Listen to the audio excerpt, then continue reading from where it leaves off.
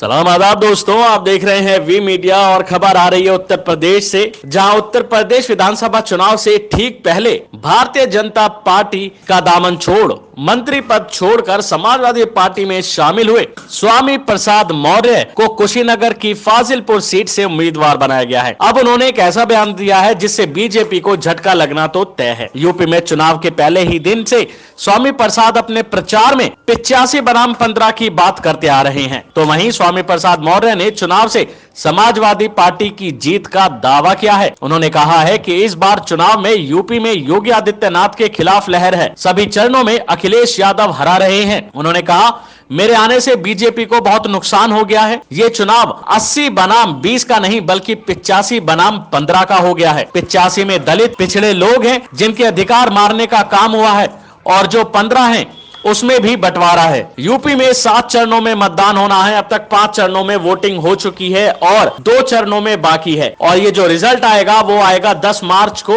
वैसे तो इस बार चुनावी मैदान में सत्तारूढ़ बीजेपी के अलावा समाजवादी पार्टी, कांग्रेस, बहुजन समाज पार्टी और आम आदमी पार्टी भी है, लेकिन मुख्य मुकाबला जो है वो भारतीय जनता पार्टी और समाजवादी पार्टी के बीच ही देखा जा रहा है। स्वामी प्रसाद मौर्य के कुशीनगर के बजाय फाजिल नगर सीट से चुनाव लड़ने को लेकर यह चर्चाएं शुरू हो गई थी कि हाल ही में कांग्रेस से बीजेपी में शामिल हुए पूर्व केंद्रीय मंत्री आरपीएन सिंह से डरकर मौर्य ने सीट बदल ली है। तो वहीं फरवरी महीने की शुरुआत में इस बारे में पूछे गए सवाल पर स्वामी प्रसाद मौर्य ने कहा है कि मैं पडरौना की जनता का बहुत शुक्रगुजार हूँ, मैं किसी से डरता नहीं हूँ। मुझे अखिलेश यादव ने कहा है कि फाजिल नगर से लड़ना है। उन्होंने कहा था, आरपीएन सिंह मेरे सामने कुछ भी नहीं है। पडरौना से सपा जिसे टिकट देगी वह आरपीएन सिंह को हराएगा। स्वामी प्रसाद 3 बार पडरौना से विधायक रहे हैं, 2 बार बसपा से और 1 बार भाजपा से। वो 1 बार पूर्व केंद्रीय मंत्री आरपीएन सिंह की मां को चुनाव में हरा चुके हैं। मौर्य ने बीजेपी पर निशाना साधते हुए ये भी कहा कि बीजेपी खुद घबराई हुई है, इसलिए